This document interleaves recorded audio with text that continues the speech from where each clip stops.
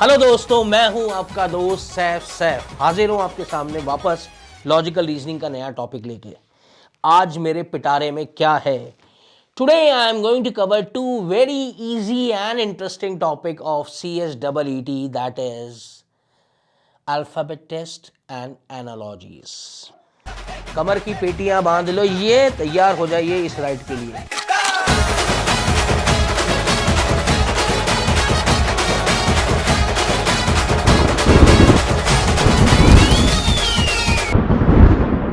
दोनों में अंग्रेजी की थोड़ी बहुत ज़रूरत होती है। ऐसी हाई फाई अंग्रेजी की बात नहीं कर रहा हूँ, अपनी देसी अंग्रेजी जैसी मेरे को आती है वैसी अंग्रेजी की ज़रूरत है तुम लोग को भी, क्योंकि थोड़ी बहुत वोकैबुलरी यूज़ होती है।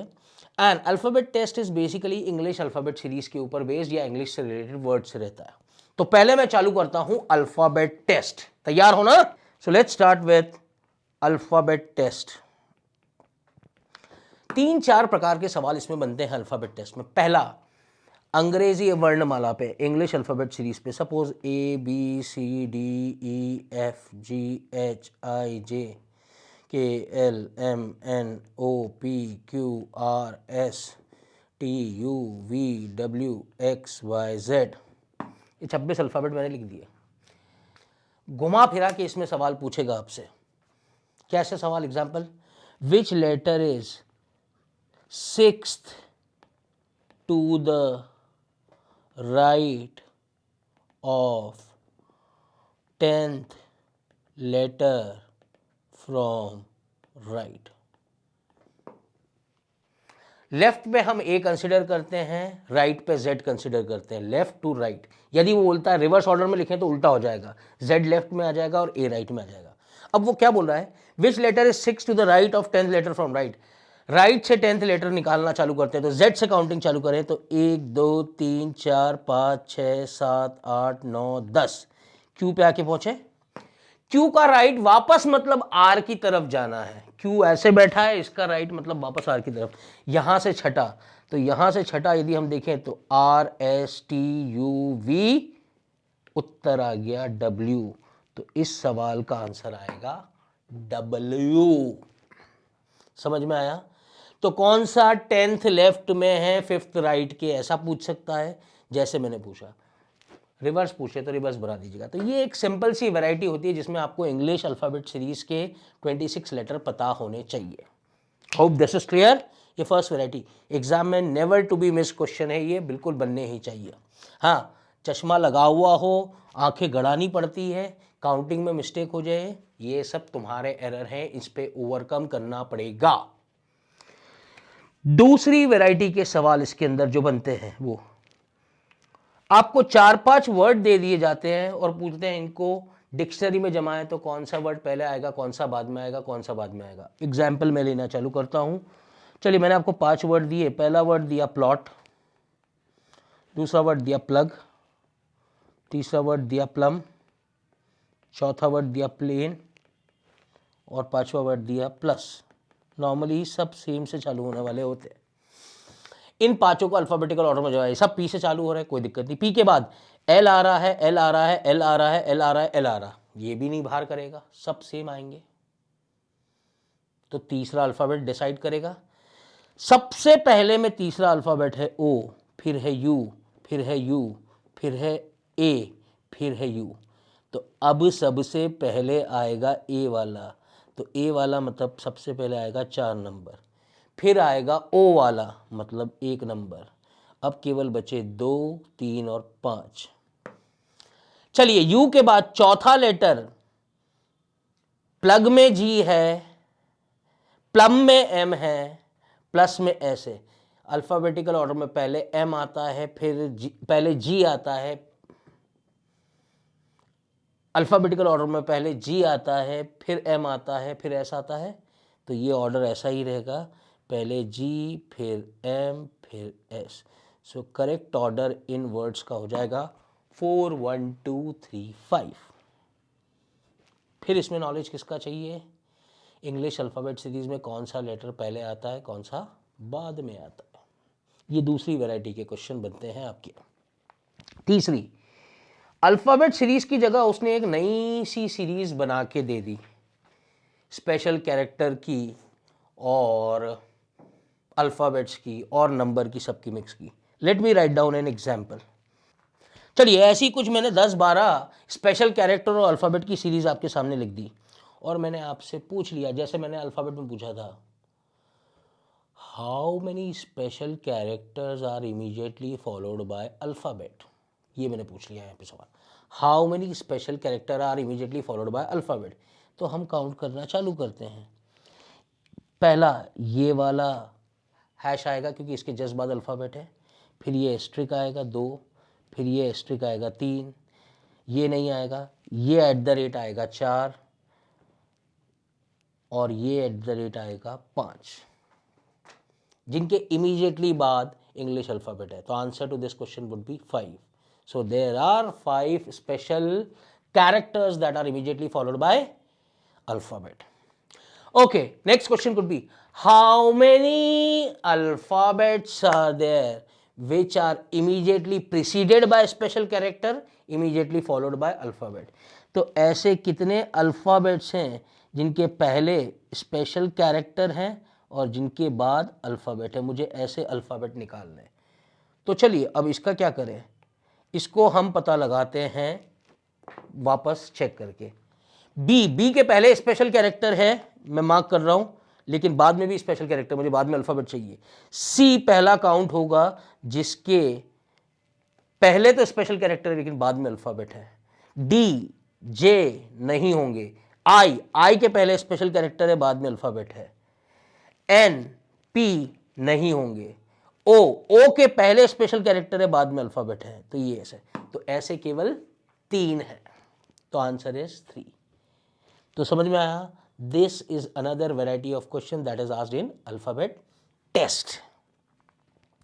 चौथी चीज अल्फाबेट टेस्ट के अंदर, चौथी वैरायटी के क्वेश्चन जो आपके बनते हैं, आपको कोई वर्ड दे देंगे और आपसे बोलेंगे कि इसके फलाना फलाना लेटर को यूज करके कितने इंग्लिश के मीनिंगफुल वर्ड बनाए जा सकते हैं। अब दिस इज वोकैबुलरी का खेल, आपको जितने वर्ड पता हो, एक भी नहीं पता होगा इंग्लिश अल्फाबेट का वर्ड तो फिर दिक्कत हो जाएगी। डिक्शनरी में जो भी एक्सेप्टेबल वर्ड्स हैं वो सारे आपको उसके अंदर लेने पड़ेंगे, क्योंकि उसने किस सोच के बनाया ये, तो इसीलिए वोकैबुलरी की ज़रूरत होती है ऐसे सवालों में। Example, let's say if I ask you the word is commitment, and let's say मैंने इसका बोला कि 3rd, 5th और 9th और 10th, कमिटमेंट वर्ड के अंदर जो 3rd, 5th, 9th और 10th ये 4 अल्फ़ाबेट आ रहे हैं, इनको यूज़ करके इंग्लिश अल्फ़ाबेट या इंग्लिश डिक्शनरी के कितने मीनिंगफुल वर्ड बनाए जा सकते हैं। तो अब देखते हैं 3rd, 5th, 9th और 10th कौन सा है।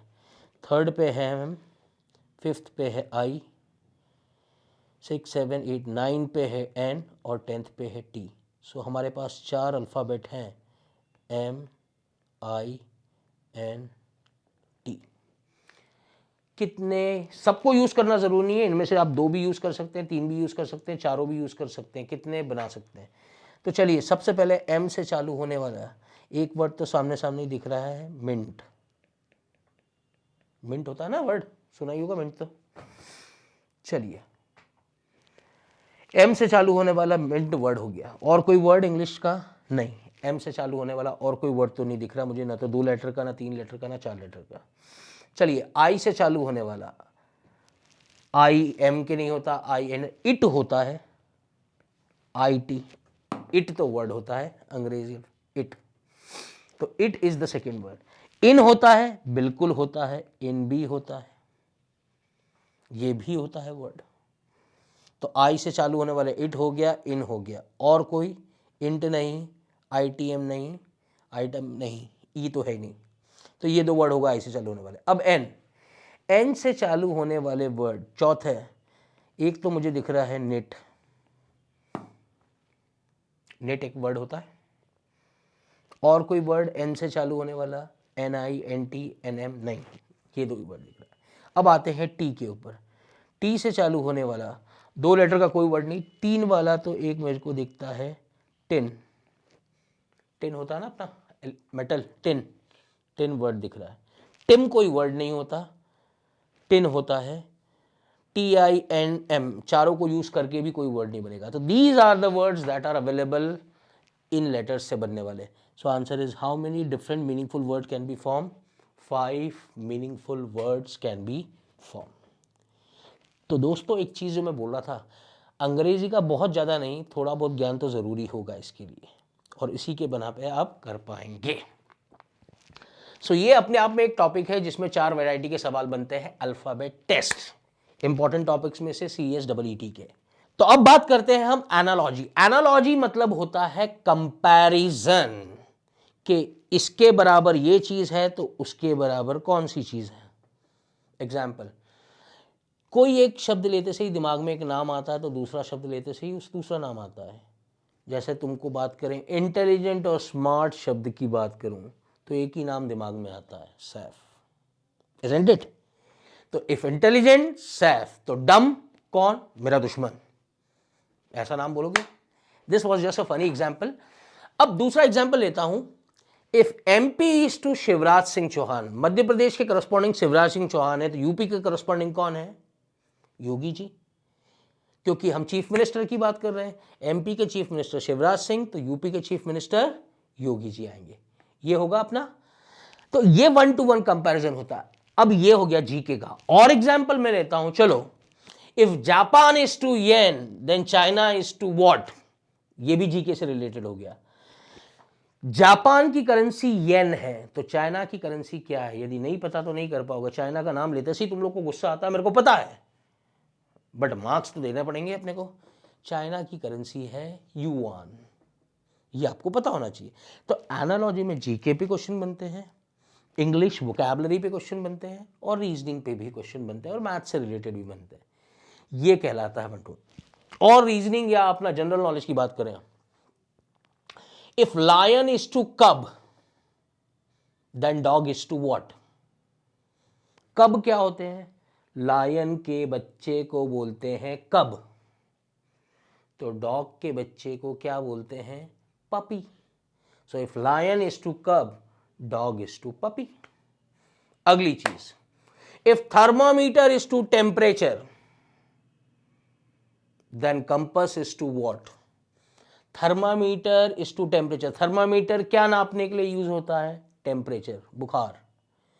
कंपास क्या पता लगाने के लिए होता है? दिशा, तो कंपास इज टू डायरेक्शन। तो ये आपको ऑप्शन से भी समझ में आ जाएगा कौन सा फिट बैठ रहा है। These are the question of analogies. तो ये सारे एग्जाम्पल थे जो मैंने जीके टाइप्स में लिए। अब इंग्लिश सिनोनिम एंटोनिम पे भी होते हैं, ठीक है। जैसे grateful is to thankful, grateful is to thankful, then thankless is to what. Grateful का मतलब होता है किसी का कृतज्ञ होना, थैंकफुल का मतलब भी होता है किसी का कृतज्ञ होना, किसी चीज के लिए उसका कृतज्ञ हो जाना या उसको सराहना करना। तो ग्रेटफुल और थैंकफुल दोनों एक दूसरे के सिनोनिमस हैं। तो थैंकलेस, थैंकलेस मतलब कि ऐसा काम जिसके लिए हम किसी को भी कभी कुछ भी थैंक नहीं दें।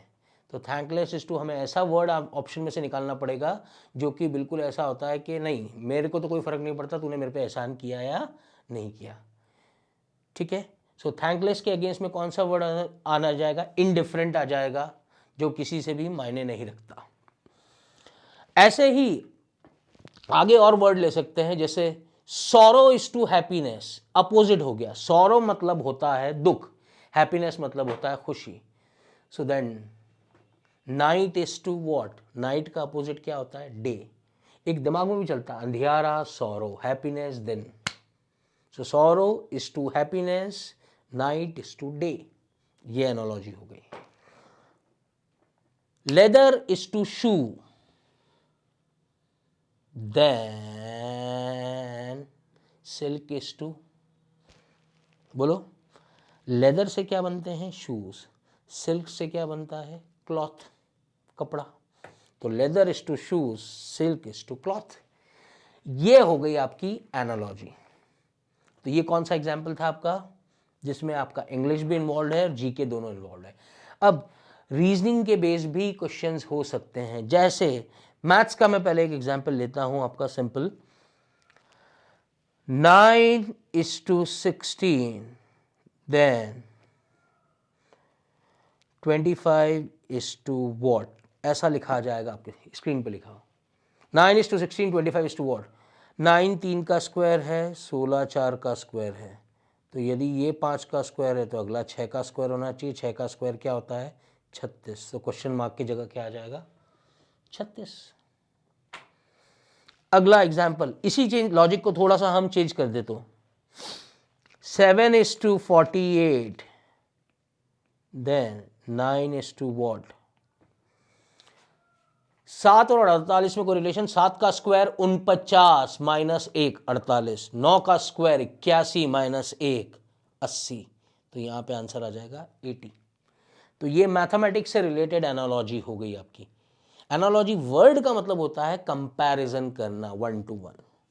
और इसी तरीके से रीजनिंग की बात करें तो यदि मैं बात करता हूं ऐसा, father in law is to daughter in law then mother in law is to, short में लिखा है मैंने, क्या होगा? Mother in law is to,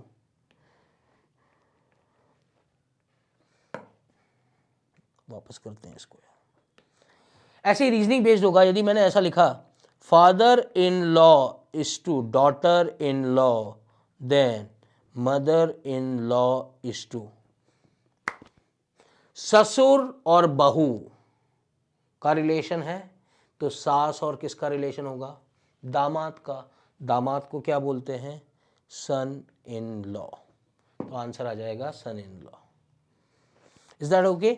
सो ये होगा रीजनिंग बेस्ड क्वेश्चन। तो ऐसे ही क्वेश्चन होते हैं, एक आध क्वेश्चन आता है एग्जाम में, ज़्यादा नहीं आता, बट क्योंकि ये वैरायटी है तो हमें इंक्लूड करना जरूरी था। सो आज मैंने क्विकली टच अपॉन किया है दो टॉपिक को। कौन कौन से? Alphabet test and analogy. इनको आप प्रैक्टिस कीजिए, 2 1 3 क्वेश्चन आएंगे एग्जाम के अंदर, बड़े आराम से मैनेज कर सकते हैं। चलिए अगली प्लेज के अंदर हम एक नए टॉपिक के साथ मिलेंगे और कुछ और नई बातें सीखेंगे। तब तक अपना ख्याल रखिए, सुरक्षित रहिए और पढ़ते रहिए। Bye bye from my side. चाओ।